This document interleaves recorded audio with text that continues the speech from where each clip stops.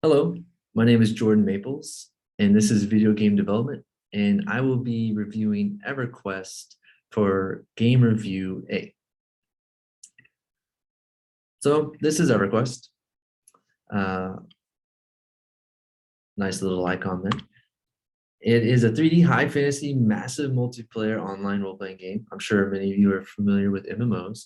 It it takes a humanoid player, which you can view in first or third person view, and with your mouse or keyboard, and you can run in all directions. It's an open world concept, which is very common nowadays. Not back then, but now it is a 3D world. You interact with NPCs, which is non-player characters, as well as PCs, which are player characters, and you can run all over. You talk, fight, and converse with other players and other NPCs.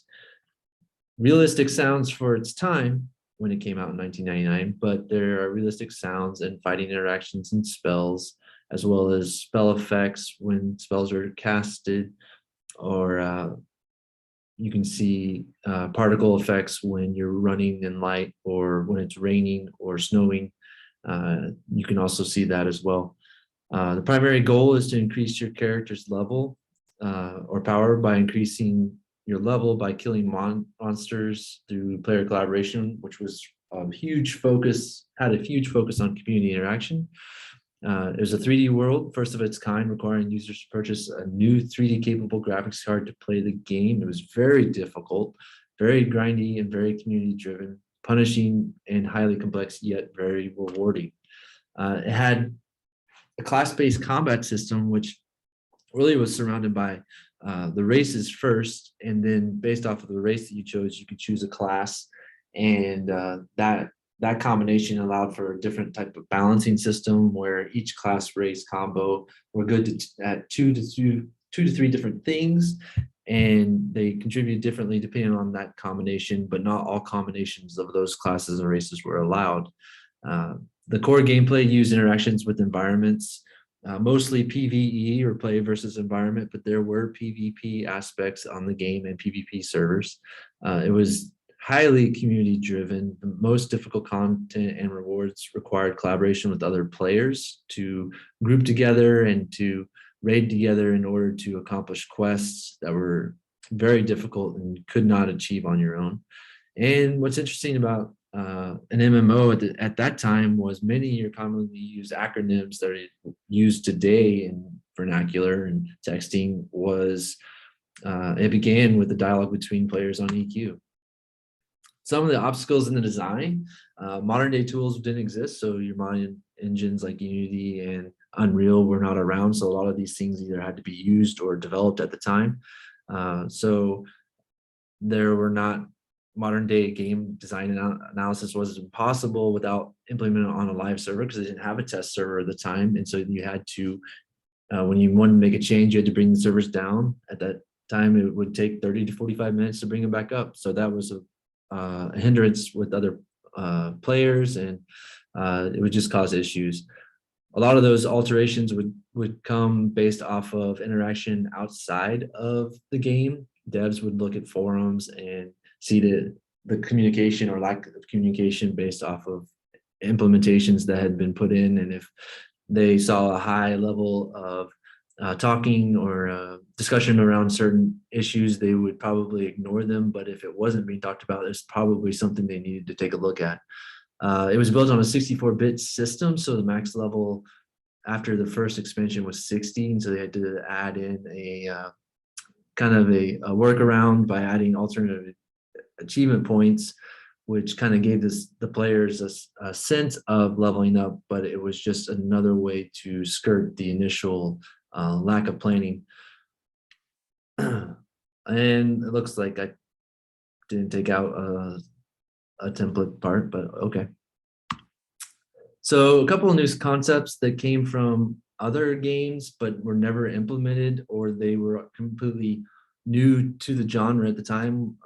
Enchanters could crowd control. So when you had too many NPCs involved in a fight, you could have a player mez or charm another character to make sure that you only fought one at a time, or you took control of another NPC to help in your fight.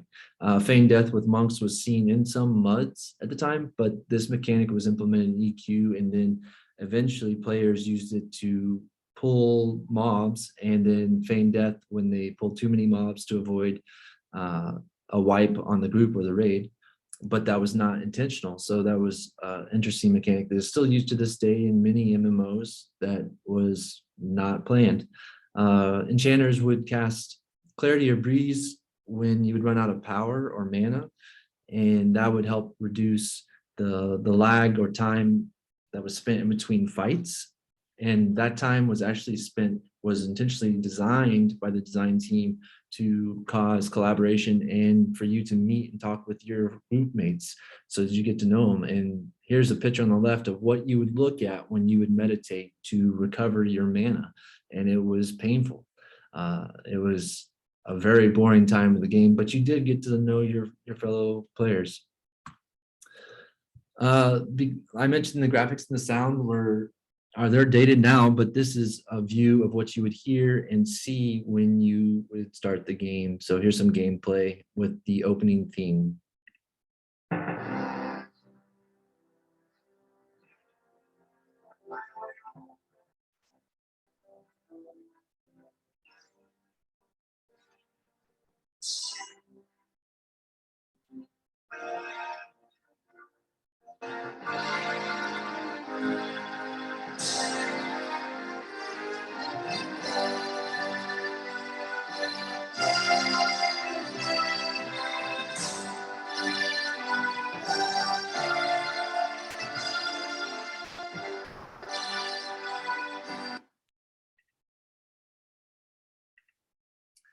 So some facts about this, the original design mechanics, there was only a $400,000 initial budget to start the game. And at the end, once released, they spent about 4.5 million total. The interesting thing about EQ was its impact on the rest of the MMO world with such a small footprint. The databases that were designed were Excel and Access, where people would actually go around and get the locations in zones and then type in those locations in Excel and then populate in Access to populate NPCs in game. There were only 23 devs at launch, which is incredibly small compared to today's AAA teams. It required a 3D graphics card, so many players had to either build new computers or buy a graphics card in order to play this game. And then it had high graphical fidelity that hadn't been seen before. You had great detail and resolution and frame rate in a 3D world. Here's a quick timeline. Initial development started in 96 and the release was in 1999. In October 1999, 225,000 copies were sold. And then to this day, there are 28 current full expansions with 29 scheduled for October this year. Here's a picture of the login screen, and that is my initial station name and password, but that no longer exists. I wish it did. I miss it. It exceeded expectations. 10,000 copies were sold in the first day. There were some errors. They didn't plan for the server load that initially took place. It actually crashed the ISP in San Diego, causing big corporations to actually lose connection, as well as other issues. Because there were so many issues with the servers, there would be 3 devs sitting in a chilled network room wearing parkas, which they would manually reboot the servers as they crashed, which was crazy. And they did that for several weeks until they fixed the issue. Moving on, here's just a kind of a quick background. 989 Studios was a part of Sony at the time and took on the development of EQ, but didn't want to back a PC game because they were focused on sports games for the PS2. So they allowed the EQ team to seek out its own corporate suitors, which they eventually met with Sony Online Entertainment, and then they created their own development team called Variant Interactive, which through that process, EQ was almost canceled 5 different times.